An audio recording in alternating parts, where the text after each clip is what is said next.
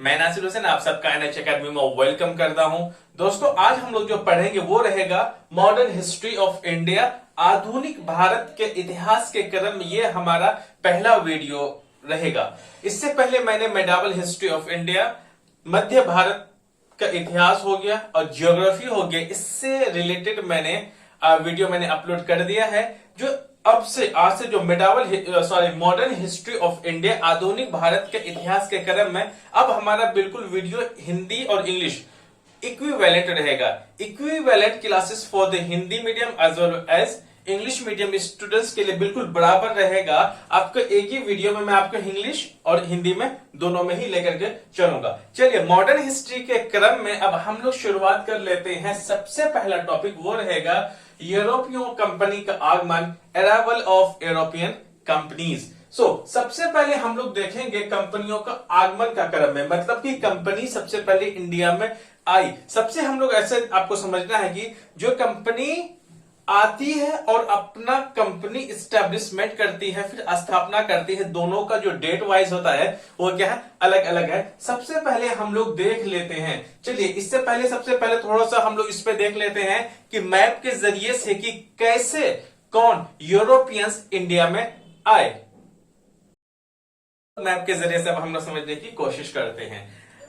जिस वक्त यूरोप में मॉडर्न टाइम, उस वक्त आधुनिक टाइम जब यूरोप में चल रहा था, तो मध्य भारत में उस टाइम में मेडावल पीरियड या फिर मध्यकालीन का युग चल रहा था। ऐसा नहीं है कि 1498 में 1498 में वास्को डिगामा ने ही सबसे पहले, अगर देखें तो यूरोप से इंडिया के बीच में मार्केट में कनेक्टेड उसका हुआ, नहीं, ऐसा नहीं था। युगों से ही, बहुत पुराने टाइम से ही भारत का व्यापार जो है यूरोप से पहले ही हो रहा था। वो स्थल मार्गों से या जमीनी रास्ता हो या फिर पानी जल मार्गों से है, दोनों के ही तरफ से उसका बिजनेस चल रहा था। एक ट्रैवलर था जिसका नाम था मार्को पोलो।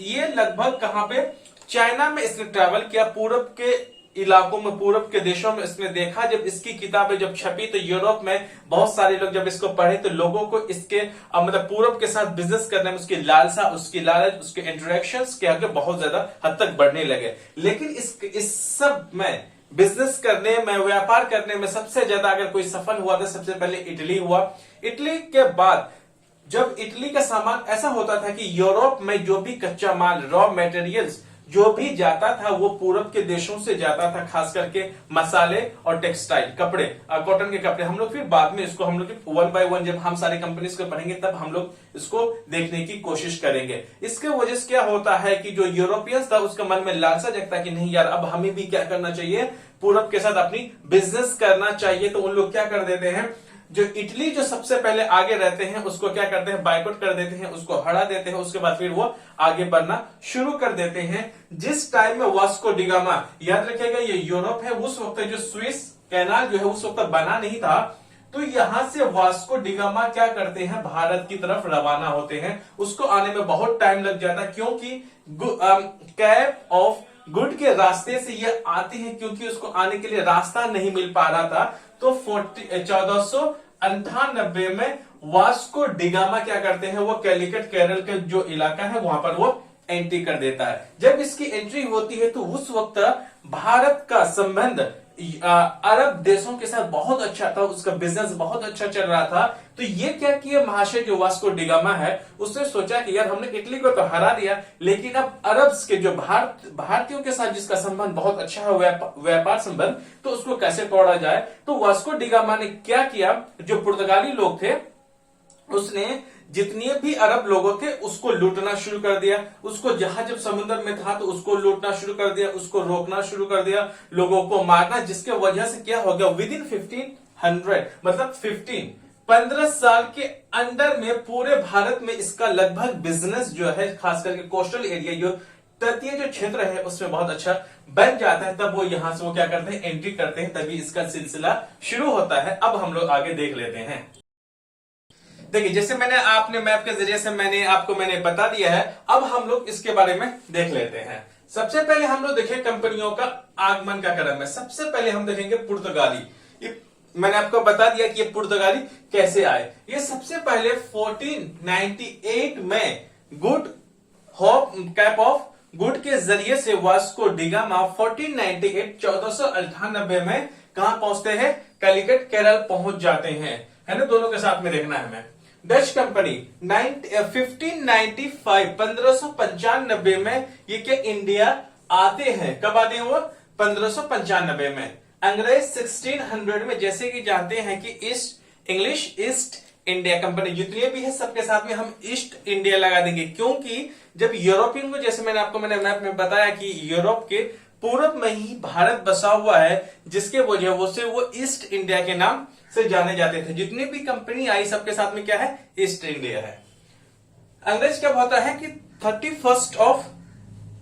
31 जनवरी 1600 में इसकी स्टैब्लिशमेंट होती है इंग्लिश में, मतलब इंग्लैंड में। फिर वो यहां से आते, फिर भारत में आते हैं 1600 में। 1600 में वो भारत आते हैं। डेनिश कंपनी जो 1616 में क्या आते, वो भारत ये आगमन करते हैं, भारत का भ्रमण करते हैं। इंडिया को आते हैं कब? 1616 में, याद रखिएगा, है ना। उसके बाद हम लोग देख लेते हैं किसका? फ्रांसीसी 1664 में आते हैं। अब फ्रेंच जो है 1664 में आते हैं। ये इसका क्या है? अराइवल के क्रम में है, ये आगमन के क्रम में। याद रखिएगा, सबसे पहले पुर्तगाली, फिर डच, फिर अंग्रेज, फिर डेनिश, उसके बाद फ्रांसीसी। अब हम लोग देख लेते हैं in order to establish of companies के स्थापना के क्रम में कौन सी कंपनी कब स्थापना हुई और इंडिया में उसने अपनी फैक्ट्री कहां पर सबसे पहले लगाई। तो सबसे पहले हम देख लेते हैं, जैसे कि वो आया पुर्तगाली आते हैं 1498 में आते हैं। वो अपना जो सबसे पहले फैक्ट्री इंडिया में कहां पे लगाते हैं? वो कोचीन में लगाते हैं। कब लगाते हैं? वो लगाते हैं बिल्कुल 1503 में लगाते हैं। उसके बाद अंग्रेज की मैं बात करूं, ईस्ट इंडिया कंपनी जो है भारत में 1600 में आती है और अपना पहला फैक्ट्री जो एस्टैब्लिशमेंट जो करती है वो करती है 1608 में करती है। कहां जो है अपना पहला कंपनी कहां पे? सूरत में बनाती है 1608 में। कहां पे? 1608 में अपना कंपनी बनाती। देखिए इसमें थोड़ा सा गड़बड़ यहां पर यह होता है कि देखिए यहां पर है क्या है? सूरत है। यहां पर 1608 में जहांगीर ने ईस्ट इंडिया कंपनी को परमिशन देता है कारखाना अपना बनाने के लिए, लेकिन पुर्तगाली की वजह से क्या हो जाता है? यहां से ये काम रुक जाता है और इस भारत के इस कोने में 1611 में अपना second company east India company बनाती है। जब ये कंपनी बन के तैयार हो जाती है तो फिर 1611 में एक लड़ाई होती ईस्ट इंडिया कंपनी और डच दोनों मिलकर के पुर्तगाली को हरा देते हैं, जिसके वजह से ये काम 1608 में जो शुरुआत किया गया था, लेकिन ये काम पूरा होता वो होता है 1613 में। यही काम फिर सूरत में क्या होता है? शुरू हो जाता है। याद रखिएगा, पहला अपना फैक्ट्री जो है कहां? 24 अगस्त 1608 में शुरुआत करते हैं, लेकिन पुर्तगाली के इंटरफेरेंस की वजह से ही वे कंपनी बनकर तैयार नहीं हो पाती है। फिर 1611 भारत के इस कोने पे होता है, फिर 1613 में ये कंपनी बिल्कुल बनकर तैयार हो जाती है। अब हम लोग आ जाते हैं डच के बारे में। डच कंपनी के जो एस्टेब्लिशमेंट है, स्थापना है, वो होते हैं कब? 1602 में। देखिए यहाँ एक ट्विस्ट है, यहाँ डच सेकंड में है, लेकिन अंग्रेज यहाँ पे क्या हो जाते हैं? सेकंड नंबर पर आते हैं, लेकिन ये आते बाद में है अंग्रेज, लेकिन ये पहले डच से पहले अपनी कंपनी के क्या कर लेते हैं? एस्टेब्लिशमेंट, और साथ में अपना कारखाना भी इंडिया में बना लेते हैं।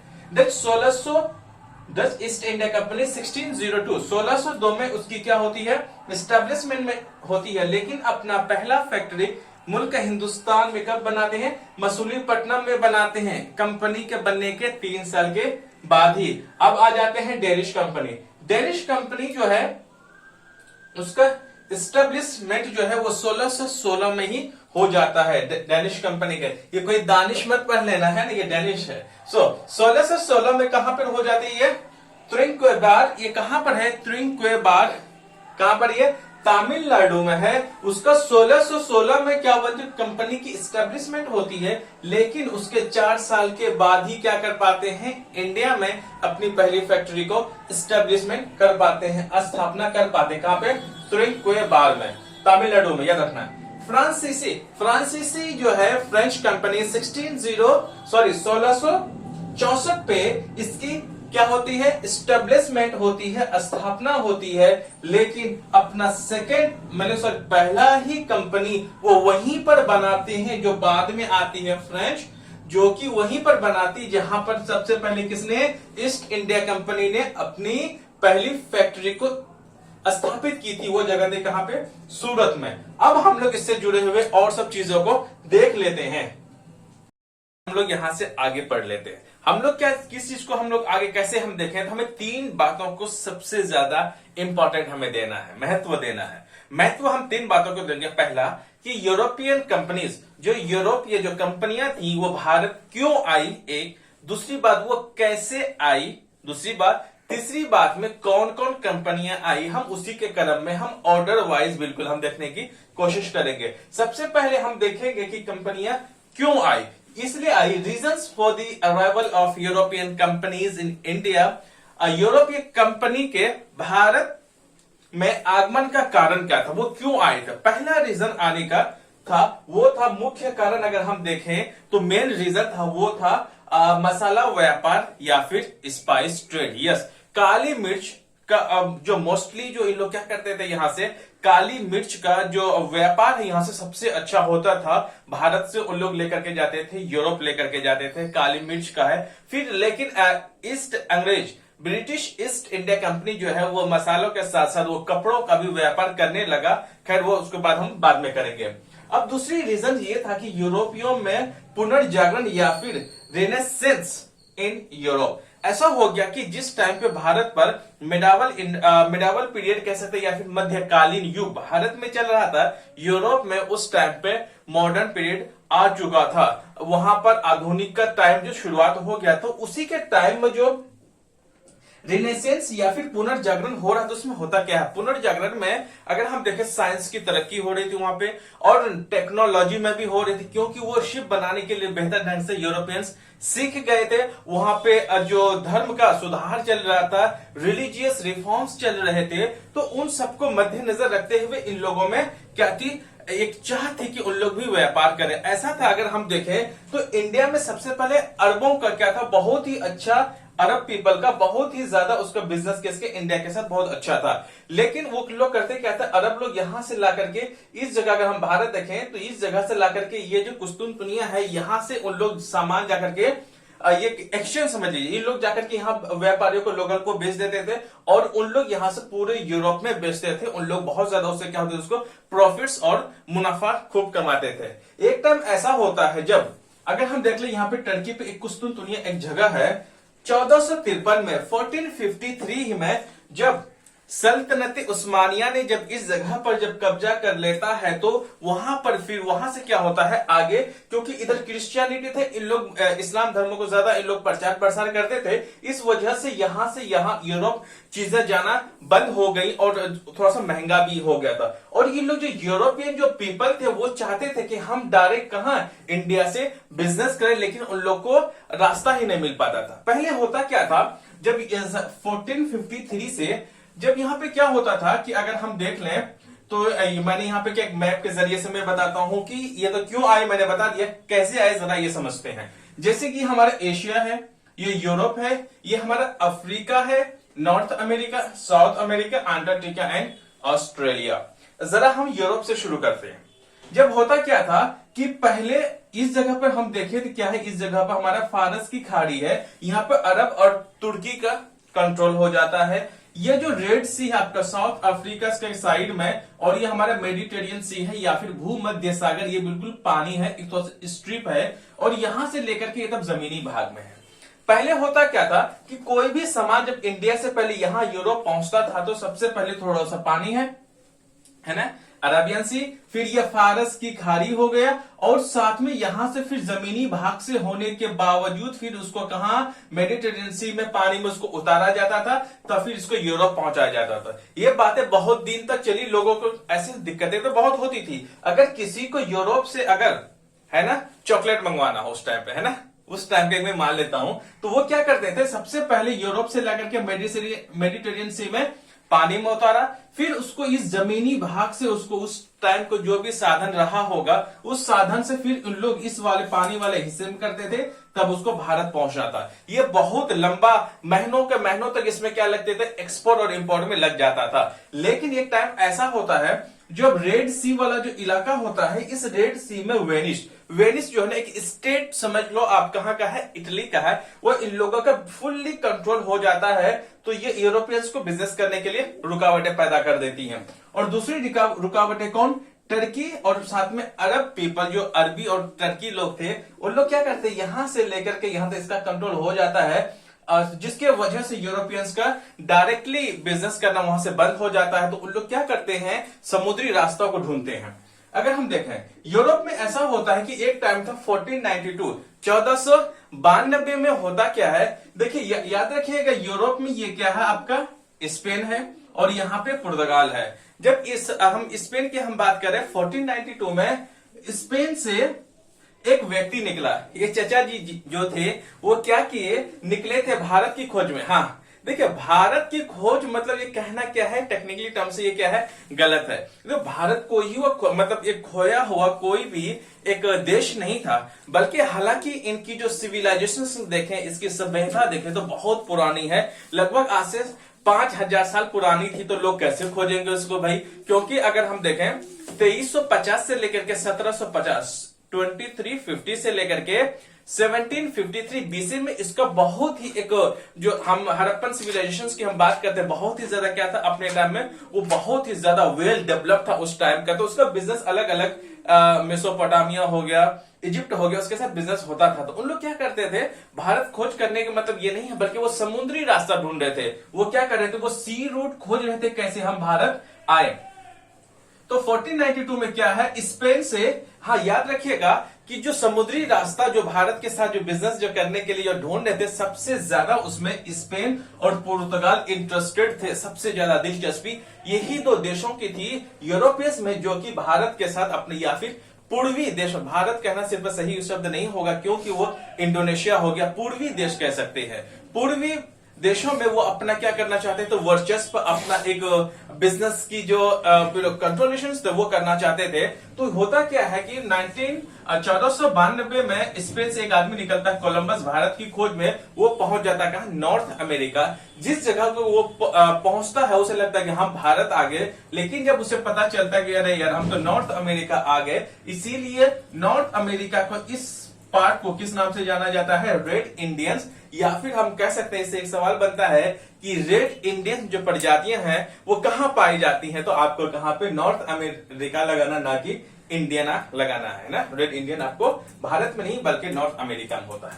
फिर एक टाइम होता है जब पुर्तगाल से एक आदमी निकलता है जिसका नाम होता है बार्थोलोम्यो डियाज। ये बार्थोलोम्यो डियाज जो है, ये लगभग याद रखिएगा 1487 में वो कहा, आपका जो शहर है पुर्तगाल, आपका नहीं मतलब इनका, पुर्तगाल निकलता है, ये साउथ अफ्रीका के नॉर्थ सबसे आखिरी दक्षिण भाग में जब अफ्रीका के जो पहुंचता है, इसी जगह से ये वापस चला जाता है। तो उसका नाम क्या है, बार्थोलोम्यो डियाज। ये 1487 में निकलता है, 1487 में निकलता है, 88 तक ये पहुंचता है, फिर उसे कुछ बिना लिए हुए फिर ये वापस चला जाता है। इस पॉइंट को, इस रास्ता का ही नाम क्या पड़ गया, गुड, जिसका जो केप ऑफ गुड होप हो करके फिर वापस चला जाता है। बस उसके लगभग एक साल के बाद क्या करता है कि लगभग देखिए, भारत में जो वास्को डिगामा जो पहुंचते हैं वो पहुंचते हैं 1498 में,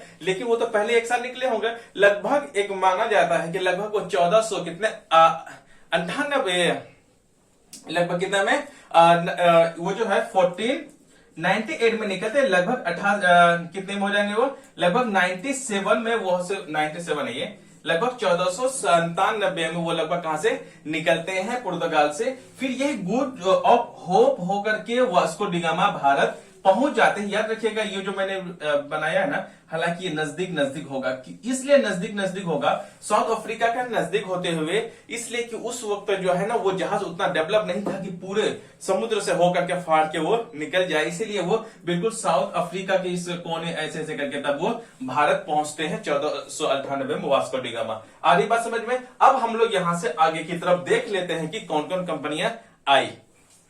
हमने हमने अभी देख लिया कि यूरोपियंस भारत क्यों आए, वो कैसे आए। हमने थोड़ा सा मैप के जरिए से मैंने बताने की कोशिश की है और मैंने उतना बता दिया कि आपको समझने में आसानी हो। अब हम लोग यहाँ पे कौन कौन आया वन बाय वन एक एक करके हम इसको बेहतर ढंग से समझने की कोशिश करते हैं। आपका कोई भी एग्जाम्स हो, एग्जाम फॉर ऑल, सारे एग्जाम्स का है, आपको जो भी एग्जाम है, कोई स्टेट पीसीएस का है, बीपीएससी का है, उत्तर प्रदेश पीसीएस का हो, झारखंड का हो, कोई भी इंडिया का पीसीएस हो या फिर आपका कोई सा भी एग्जाम्स हो, उसमें ये बहुत ही ज्यादा आपके लिए बेनिफिट्स होने वाले हैं, आपके लिए बहुत ज्यादा लाभदायक है। चलिए हम वन बाय वन को देख लेते हैं। यहाँ पे सबसे पहले हम शुरुआत करते हैं पुर्तगाल से, पुर्तगीज के बारे में। इसके बारे में हम लोग जानने की कोशिश करते हैं। हम ऐसे ऐसे टॉपिक्स को हम बिल्कुल देखेंगे और कवर करेंगे जिससे कि आपका जो एग्जाम्स में जिससे कि क्वेश्चंस आते हैं। चलिए अब यहाँ पे देख लेते हैं कि पुर्तगीज में ऐसा होता है कि जैसे अभी मैंने आपको बता दिया कि पुर्तगीज में जैसे ही अगर हम देखें, रेड सी में देख लें और फारस की खाड़ी में अगर हम देख लें, वहां तुर्कों और साथ में वेनिश लोगों की क्या होते हैं, उसमें कंट्रोलेशन हो जाते हैं। इसीलिए जो यूरोपियंस होते हैं वो समुद्री रास्ता से, सी रूट से वो भारत आने की कोशिश करते हैं। उन सब में पुर्तगाल और स्पेन सबसे ज्यादा होता है। तो हम लोग पुर्तगाल की हम बात करते हैं क्योंकि पुर्तगाली जो समुद्री रूटर्स थे, जो समुद्र के रूट से आने वाले थे यूरोपियंस में, उन लोग सबसे पहले होते हैं। अब क्या होता है कि पुर्तगाल की जो प्रिंस हेनरी द नेविगेटर, ऐसा होता है कि जो पुर्तगाल की जो प्रिंस होता है वो प्रिंस हेनरी, वो नेविगेटर के नाम से भी जाना जाता है, इसलिए कि उसका एक सपना था, लगभग उसकी पूरी जिंदगी लगभग इस बात पे गुजर गया कि वो किसी भी तरह से भारत का रास्ता, समुद्री रास्ता उसे खोजना है और उसे कामयाबी भी मिलती है। सो आपको ये कह सकता है कि जो नेविगेटर, प्रिंस ऑफ नेविगेटर किसको बोलते हैं, वो होता है किसको, हेनरी को बोला जाता है। और ये कहां का प्रिंस था, ये था पुर्तगाल का। चलिए इसमें होता क्या है कि Portuguese Prince Henry the navigator वो क्या करता है कि दो हिसाब से वो भारत में भेजने की कोशिश करता है। पहला कोशिश कब किया गया था, प्रथम प्रयास या फिर फर्स्ट अटेम्प्ट जो किया गया था है 1487, 1487 में जब पहला प्रयास रहता है कि जो बार्थोलोम्यू डियाज, मैंने बता दिया, वो क्या करता है जब वो निकलता है यहां से, यूरोप से, पुर्तगाल से, वो ऐसे साउथ अफ्रीका से होते हुए यहां से ही जिस गुड ऑफ होप कहा जाता है, कैप ऑफ गुड होप से वापस वो चला जाता है। तो उसमें क्या आता है, कैप ऑफ गुड होप, उसी रास्ता को नाम दिया जाता है इसके जरिए से। ये भारत नहीं आ पाता है।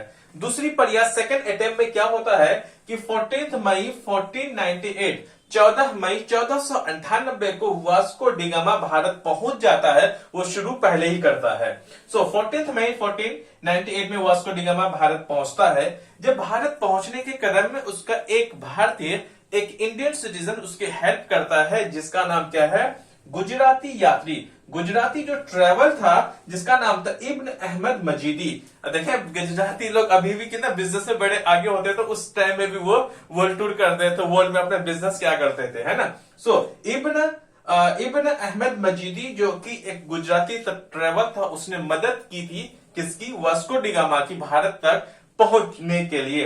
अब जब वो भारत पहुंचा, जो कालीकट का जो शासक था जमोरीन, इससे एक भी सवाल बनता है, जब वास्को डिगामा जब भारत आया था तो स्थानीय जो कि जहां पर वो पहुंचा था वहां का शासक कौन था या फिर रूलर कौन था, वो था जमोरीन ने इसे वेलकम करता है। फिर बाद में इससे क्या करता है, उसे लड़ाई भी करता है, क्योंकि इसकी जो राजपाट होता है वो फिर खत्म होने वाला होता है। इसलिए कैलिकट का जो रूलर था जमोरीन, उसका भव्य बहुत अच्छे से उसका वेलकम करता है। उसके बाद होता क्या है, अब देख लेते हैं जरा से। यहाँ पर देखिए, जैसे ये यूरोप है, ये हमारा प्यारा खूबसूरत सा क्या भारत है, ये कैलिकट में वो आके पहुंच जाता है। वास्को डिगामा जब 1498 में जब वो पहुंचता है, तो यहां से उसे बहुत ज्यादा क्या होता है, बेनिफिट्स उसको होता है। इस बेनिफिट्स को मद्देनजर रखते हुए जो कि वहां का जो रूलर था पुर्तगाल का, वो इतना ज्यादा खुश होता है इतने सारे मुनाफा को देखते हुए, तो उसके बाद क्या कर देता है, लगभग 1500 ईस्वी में 1500 एडी में पेड्रो अल्बरेज और यही बार्थोलोम्यू डियाज है ना, जो वापस साउथ अफ्रीका से लगभग वापस वो चला गया था।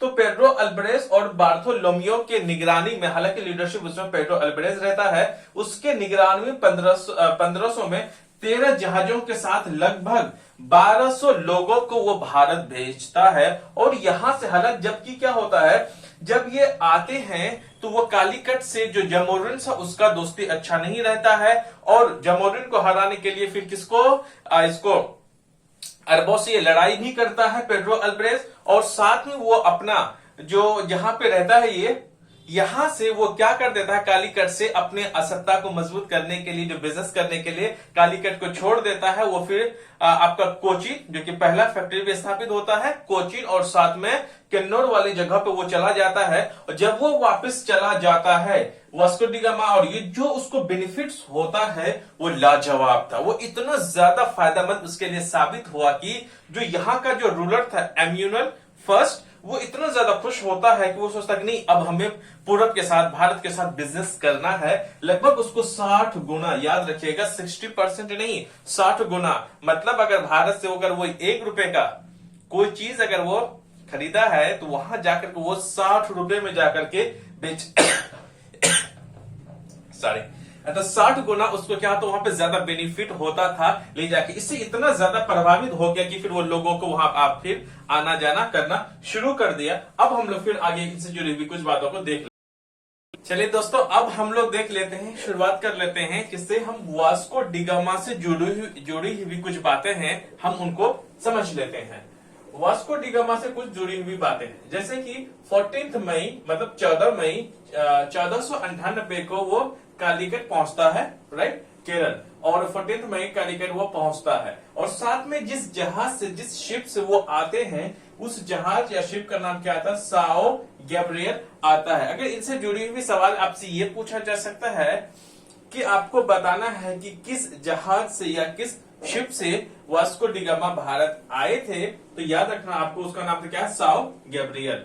नेक्स्ट है रास्ता, आखिर वो किस रास्ते से भारत आए थे। रखना या तो केप ऑफ गुड होप, यह एक समुद्री रास्ता था, सी रूट्स के जरिए से वो क्या हुआ था, वो भारत आए थे। और क्या करना आपको, मदद, उसको भारत मतलब वास्को डी गामा को भारत पहुंचने के लिए किसने मदद की थी, तो आपको याद रखना है कि अहमद इब्न मजीदी। अहमद इब्न जो मजीदी है, ये साहब क्या थे, ये गुजराती थे, है ना, बिजनेसमैन थे। तो वो क्या करते थे, तो उसको ही उसने गाइड किया था, एक हिसाब से हेल्प किया था वास्को डी गामा को भारत तक पहुंचने के लिए। कालीकट शासक, जब आपसे ये भी और एक सवाल पूछा जाता है कि जब वास्को डी गामा भारत आए थे तो उस टाइम में जहां पर वो पहुंचा था, स्थानीय शासक या फिर उसको जो रूलर है उस वक्त का कौन था, जिस जगह पर वो पहुंचा था, याद रखना है आपको क्या था, जमोरिन। जमोरिन क्या था, रूलर का मतलब वो उस जगह पे जहां पर वो आए थे स्थानीय शासक था। चलिए नेक्स्ट बात इनसे जुड़ी हुई देख लेते हैं। अरब व्यापारी का विरोध, जब वास्को डी गामा भारत आए थे दोनों बार, एक तो 1498 की बात कर रहा हूं, और हम लोग 1502 में भी वो आए थे, और साथ में वो 1524 में भी आए थे। तो इन सब में क्या होता था कि अरब व्यापारी का सबसे ज्यादा अगर किसी का नुकसान हुआ, याद रखिएगा, अगर किसी का सबसे ज्यादा नुकसान हुआ तो वो हुआ था मुस्लिम व्यापारियों का हुआ था, क्योंकि उसमें वो आक्रमण करके पहले इस पुर्तगालियों से या फिर यूरोपियन से आने से पहले ही जो मुसलमान के या फिर कह सकते अरबों का जो बिजनेस करने का, व्यापार करने के जो मर्चेंट्स जो लोग थे, उनका जो कांटेक्ट है, रिलेशन है इंडियंस रूलर्स के साथ बड़ा अच्छा था। चलिए इसलिए क्या करते हैं, अरब व्यापारी विरोध करते हैं उनका, किसका, वास्को डी गामा का। और 1500 हम 3 की बात कर रहे हैं कि 1502 में वो दोबारा भारत आते हैं। याद रखिएगा वास्को डी गामा अपनी पूरी जिंदगी में वो भारत 3 बार आते हैं, और तीसरी बार में ही उसकी डेथ कर जाते हैं, वो हम आगे बात करेंगे। पहला कब आए थे वो 1498 को, 1498 को। सेकेंड बार वो कब आते हैं, दोबारा आते हैं वो 1502 1502 में वो भारत आते हैं। अब नेक्स्ट पॉइंट है, फिर 1503 में जो कोचीन में प्रथम फैक्ट्री या फिर पहली फैक्ट्री, फर्स्ट जो कंपनीज का जो फैक्ट्री स्टैब्लिश जो की गई थी, वो की गई थी 1503 में। कहा किया गया था, कोचीन में किया गया था, ये केरल में है।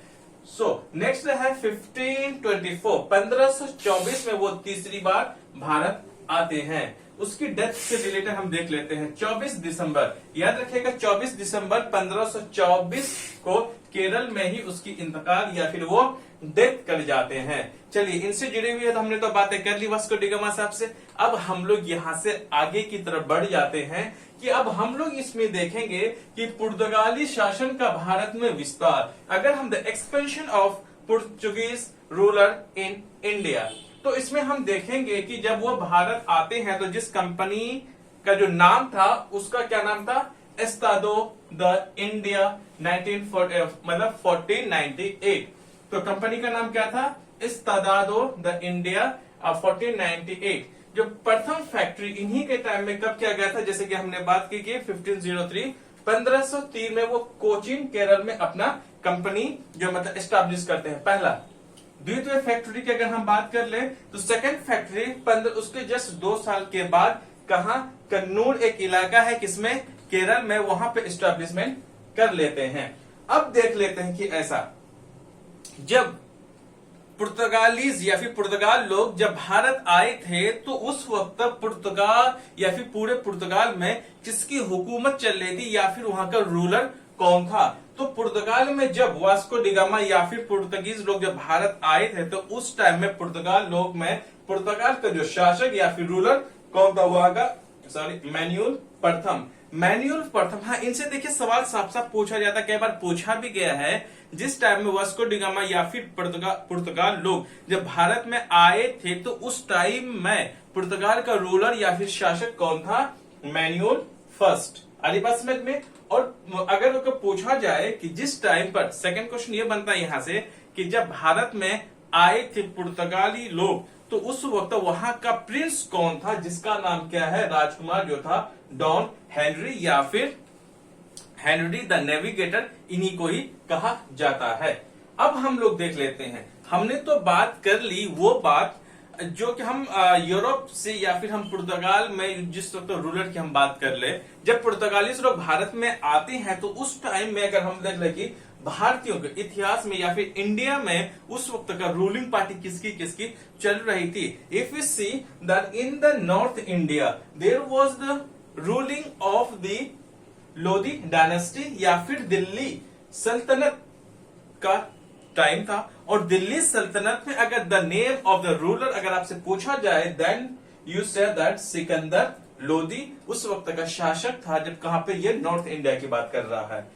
दिल्ली सल्तनत का अलेक्जेंडर लोधी। आधी बात समझ में, याद रखिएगा ये डायनेस्टी कौन सा रहेगा, ये लोधी डायनेस्टी का रहेगा। सेकंड में अगर हम बात करिए नॉर्थ इंडिया, ये रहेगा साउथ इंडिया की बात कर रहे हैं हम। दक्षिण भारत में, दक्षिण भारत में जब पुर्तगीज लोग जब आते हैं तो विजयनगर उस वक्त क्या रहता, ऐसा था कि जो भारत में, पूरे भारत में अगर हम साउथ इंडिया की अगर हम बात करें, वो छोटे छोटे हिस्सों में वो टूटा हुआ था। कोई single, there was no any single ruler that overall south India has its own control. वहां कोई ऐसा एक सिंगल एक राजा नहीं था जिसका पूरा कंट्रोल, जिसका पूरा दक्षिण भारत में हो, छोटे छोटे राज्यों में वो डिवाइड हुआ था। सो वैसा ही विजयनगर था। तो विजयनगर का जो रूलर था उस वक्त नरसिम्हा राव सेकेंड था। ये पूछा आपसे जा सकता है कि जब पुर्तगाली लोग भारत आए थे तो साउथ इंडिया में या फिर दक्षिण भारत में किसकी हुकूमत चल रही थी, तो याद रखेगा नरसिम्हा राव सेकेंड। कौन सा साम्राज्य या फिर अगर आपसे एम्पायर पूछा जाए तो विजयनगर है। थर्ड में अगर हम देख लें कि अगर हम भारत के अगर हिस्सा को ऐसे ऐसे देख ले, तो हमने यहाँ दिल्ली की हमने बात कर ली, इसकी अगर मैं बात कर ली थी, ये हमारा जो है क्या है, विजयनगर साम्राज्य। और यहाँ पे गुजरात वाले जो इलाका है उस टाइम पर किसका था, गुजरात का जो रूलर था महमूद बेगड़ा। सो महमूद बेगड़ा जो था वो रूलर था गुजरात का जब पुर्तगीज लोग आए थे। So please don't be confuse over here, there was two Mahmud. फर्स्ट was belongs to Bengal and second was belongs to Mahmud Begada from Gujarat. So दो महमूद होंगे पुर्तगालिस के टाइम पीरियड में। तो याद रखिएगा बंगाल में जो रहता है वो महमूद शाह रहता है और गुजरात में आपका महमूद बेगड़ा रहता है। अब इनसे जुड़ी हुई चीजों को और हम आगे देख लेते हैं। यहाँ पे कि प्रमुख पुर्तगाली गवर्नर में पोर्चुगीज गवर्नर के बारे में। और हम लोग देखिए गवर्नर तो बहुत सारे थे, वाइस राय जो थे बहुत सारे थे, बट हमें उन्हीं को देखना है, पढ़ना और समझना है जिनसे कि एग्जाम में सवाल आते हैं। चलिए जी, सबसे पहले हम शुरुआत कर लेते हैं कि Francisco de Almeida. Francisco de Almeida जो थे वो प्रथम गवर्नर, फर्स्ट गवर्नर बने। किसका बने वो? पुर्तगालीज ईस्ट इंडिया कंपनी के। उसके बाद इसके जो आगमन, जो अराइवल, जब वो भारत आए थे, वो कब आए थे? 1505 में वो भारत आए। नीले जल या फिर शांत जल की नीति, ब्लू वाटर पॉलिसी अगर कोई लाने वाला अगर भारत में था, वो कौन था? Francisco de Almeida. देखिए इनसे कई सारे सवाल मेन पूछे जाते हैं। पहली बात ये रहा कि पुर्तगाली पहला गवर्नर, पुर्तगाली ईस्ट इंडिया कंपनी के पहला गवर्नर के नाम बताओ, तो आपको बता देना है फ्रांसिस्को डी अल्मीडा। वो भारत कब आए? 1505 में आए। उसने क्या आखिर चलाया भारत में आकर के? देखिए जब शुरुआत में जब पुर्तगाल की गवर्नर की या फिर वायसराय की जब बहाली की जा रही थी एम्यूनल फर्स्ट के द्वारा, जो कि पुर्तगाल के क्या थे? शासक थे, रूलर थे। उससे 3 साल के गवर्नर को बना दिया जाता था। सो ये 3 साल के लिए ही बने थे। अब हम लोग आगे चल लेते हैं। दूसरा क्या है? Alfonso de Albuquerque. ये कौन थे? ये सेकेंड गवर्नर बने या फिर द्वितीय गवर्नर बने। किसके? पुर्तगाल ईस्ट इंडिया कंपनी के। वास्तविक रियल फाउंडर भी इसे कहा जाता है, याद रखिएगा। हालांकि पहला गवर्नर जो बने थे कौन थे? अल्मीडा थे। और फिर उससे पहले हम देखें तो वास्को डी गामा था। फिर हमने बार्थोलोम्यो डियाज के बारे में भी पढ़ा, लेकिन वो रियल फाउंडर नहीं थे, बल्कि उनकी भी कॉन्ट्रीब्यूशंस पुर्तगालीज ईस्ट इंडिया कंपनी को भारत में, इंडिया में एस्टेब्लिश करने में एक बहुत बड़ा महत्व, इंपॉर्टेंस रोल प्ले रहा था, बट वो रियल फाउंडर नहीं है। याद रखिएगा किसको? अल्फांसो डी अल्बुकर्क को क्या रियल फाउंडर कहा जाता है? इसलिए कि इससे जो, हालांकि 1515 में इसकी डेथ हो जाती है। ये भारत में पुर्तगाल को ईस्ट इंडिया मतलब कंपनी को उसने अपना बहुत ही ज्यादा एफर्ट लगाया था, पर्सनली भी एफर्ट लगाया था। इवन कि एक लड़ाई में अल्बुकर्क की बेटे की डेथ भी हो जाती है। ये बहुत ही ज्यादा एफर्ट लगाए थे और बहुत हद तक ये क्या रहे थे? कामयाब भी रहे थे। चलिए याद रखिएगा। और साथ में इसने क्यों, आखिर रियल फाउंडर क्यों कहा जाता है? इसने देखिए पहले होमुर्ज पर 1505 पर इसने अधिकार कर लिया, 1515 पे। और मलक्का, याद रखिएगा, मलक्का में जब इसने कब्जा किया, वो कब क्या था? 1511 को। गोवा पर इसने अधिकार कर लिया पूरी तरीका से 1510 को, लेकिन ये अपना राजधानी जो है वो कोचीन में ही रखा था। याद है, कोचीन को केंद्र बनाया, मतलब इसने ही पहले अपना कोचीन को जो क्या सेंटर बनाया। जितने भी एडमिनिस्ट्रेशन का काम चल रहा था, जितने भी प्रशासनिक व्यवस्था चल रही थी पुर्तगाल ईस्ट इंडिया कंपनी की, यहीं से कंट्रोल क्या करते थे? कौन? Alfonso de Albuquerque. ये क्या होता था कि उस टाइम पर सबसे बड़ा पोस्ट हुआ करता था ये, क्योंकि जो पुर्तगाल का जो रूलर था, शासक था, उसको यहाँ पर रिप्रेजेंट कर रहा था, एक प्रतिनिधि के रूप पर ये यहाँ पर काम कर रहे थे। सबसे बड़ा पोस्ट इन्हीं का हुआ करता था। चलिए, भारतीय महिलाओं के विवाह की नीति, याद रखिएगा, marriage policy with the Indian women. भारतीय महिलाओं के साथ जो इसके विवाह की जो नीति अपनाई जो गई थी, ये इन्हीं के टाइम में अल्फांसो डी अल्बुकर्क के टाइम पे ही इस पॉलिसी को अपनाया गया था। इनसे ये हो गया था कि जो भारतीयों के साथ क्या होगा, यहाँ पर कब्जा करने के लिए, यहाँ बिजनेस करने के लिए, व्यापार करने के लिए बहुत अच्छा रहेगा जब हमारा संबंध इनसे क्या हो, पारिवारिक हो, एक फैमिली हो। तभी वो क्या चलाए थे? इंडियन मैरिज वीमेन के साथ मैरिज मतलब पॉलिसी चलाई गई थी। इस सती प्रथा पर रोक लगाने का प्रयास भी किया था, क्योंकि यह एक परिवार मतलब भारतीय परिवार के हिस्सा के रूप में, हालांकि उसके पीछे का मंतव्य, जो उसका जो मंशा जो भी रहा होगा, लेकिन वो क्या था, वो सती प्रथा को लगाने की उसने कोशिश जरूर की थी, लेकिन पूरी हद तक नहीं हुए थे। हालांकि राजा राम मोहन के टाइम में ये क्या होता है, सती प्रथा का टाइम खत्म हो जाता है। चलिए अब हम लोग आगे देख लेते हैं। हम लोग उसी गवर्नर के बारे में पढ़ेंगे जिससे सवाल पूछे जाते हैं। नीनो डी कुन्हा जो थे, यह क्या थे? एक गवर्नर थे पुर्तगाल के। जो इसने क्या किया था, इनसे जुड़े हुए सवाल ये पूछता है कि जो कैपिटल था, सबसे पहले पुर्तगाल को जो अपना जो कैपिटल बनाया था वो कोचीन में बनाया था। जब कोचीन में जब उसने बनाया था, तो फिर नीनो डी कुन्हा ने क्या किया, 1530 में 30 को है ना, 15 का डबल 30, आने बात समझ में। 1530 को इसने क्या किया, अपनी राजधानी, अपनी कैपिटल को कोचीन से कहा गोवा को इसने स्थानांतरित कर दिया, या फिर उसके वहां पे वो चेंज कर दिया अपना, वहां पे न्यू मतलब उसने कैपिटल को अपने ट्रांसफर कर लिया। कैपिटल पहले कोचीन था, फिर गोवा को इसने 1530 में अपनी राजधानी बना लिया। किसने बनाया था, नीनो डी कुन्हा ने। हुगली व सेंट थॉमस में बस्ती की स्थापना इन्हीं के ही टाइम पे होता है। ये कहां पर है, बंगाल में। चलिए, settlement in Hooghly and Saint Thomas, Bassein व द्वीप पर अधिकार जो हुआ था अगर किसी का, वो किसका, तो नीनो डी कुन्हा के टाइम पर ही, right on the Bassein and द्वीप। अब आ जाते हैं बहादुर शाह, जो कि गुजरात का जो शासक रहता है। अगर आप पढ़ेंगे तो इसमें मुगल रूलर के टाइम पर है ना, तो उन्हीं के टाइम पर क्या होता है, बहादुर शाह जो है भाग करके हेल्प लेने के लिए किसके तरफ ये आता है ये पुर्तगाली की तरफ। लेकिन पुर्तगाली ने इसे एक जहाज पर बातचीत करने के दौरान में उसकी हत्या कर देती। याद रखिएगा, बहादुर शाह की जो मृत्यु जो है इन्हीं के ही टाइम पर हुआ था। अब हम लोग इनसे जुड़ी हुई और कुछ बातों को देख लेते हैं।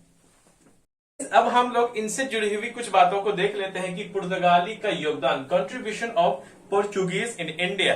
तो हम देख लेते हैं इसमें, जैसे कि हम यहाँ पे लिखा हुआ है कि प्रथम प्रिंटिंग प्रेस की जो शुरुआत सबसे पहले अगर किसी ने की थी वो था पुर्तगाली ने की थी। कब की थी, 1556 को। आपको क्या 1556 में क्या भारतीय इतिहास में एक बहुत बड़ा एक मोड़ आता है, क्या आप बता सकते हैं कि 1556 में क्या हुआ था? यस, 1556 में बाबर हुमायूं की डेथ हो जाती है दिल्ली में, और साथ में ये सेकंड बैटल ऑफ पानीपत भी इसी के टाइम में होता है, जबकि अकबर मात्र 14 साल का रहता है। चलिए जी आगे बढ़ते हैं।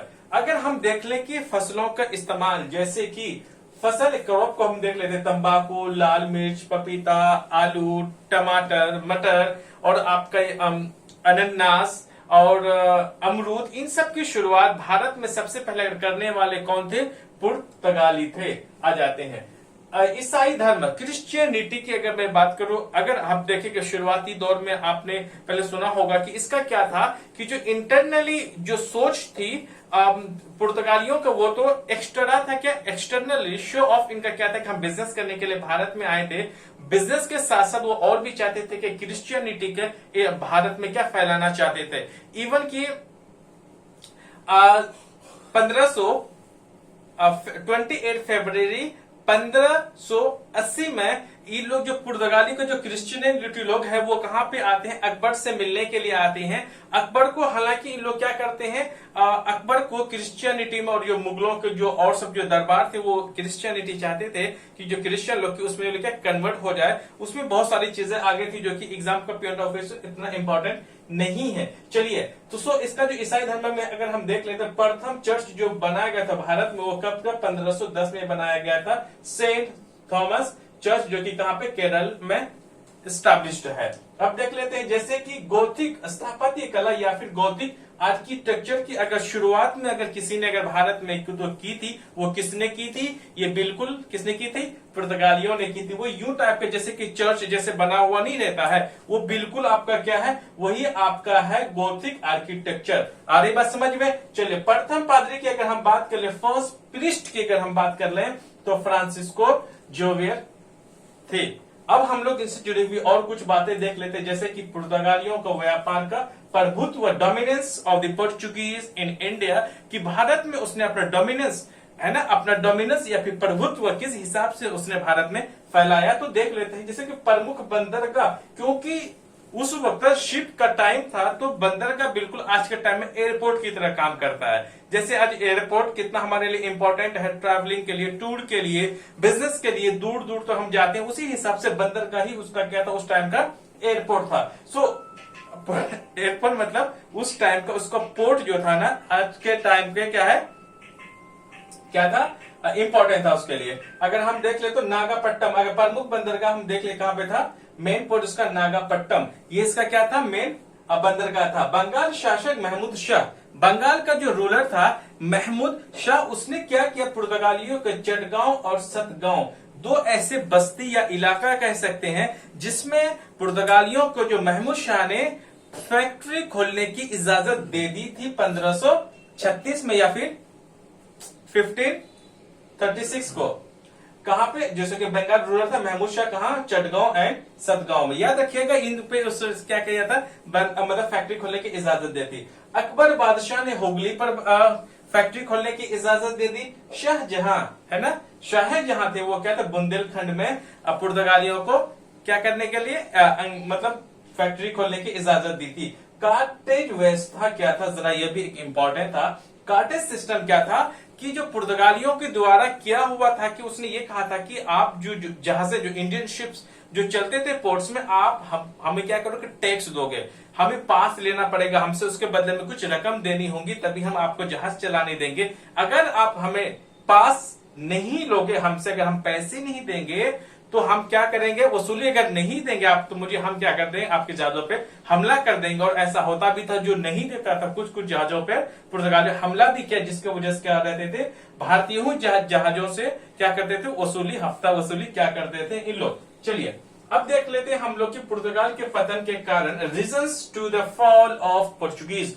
पोर्चुगीज का फॉल होने के लिए, जो पतन होने के लिए क्या क्या चीजें जिम्मेदार थी, हम उस चीजों को देख लेते हैं। सबसे पहले अगर हम देख लेते हैं धार्मिक असहिष्णुता, हम देख लो रिलीजियस इंटॉलरेंस, क्योंकि ये अपना जो क्रिश्चियनिटी बहुत तेजी से वो फैलाना चाहते थे, लोगों को मजबूर करते थे क्रिश्चियनिटी में। यह किसका एक नेगेटिव पॉइंट रहा था पोर्चुगीज के एम्पायर के फॉलिंग के लिए। इंडिया में यूरोपीय कंपनी से संघर्ष, इसके जो यूरोपियन कंपनी से इसकी जो कॉन्फ्लिक्ट्स थे, विवाद थे, वो क्या होते रहते थे। डच से, ईस्ट इंडिया कंपनी, ब्रिटिशर से इसकी खूब जंग हुई थी, यह भी एक कारण रहा।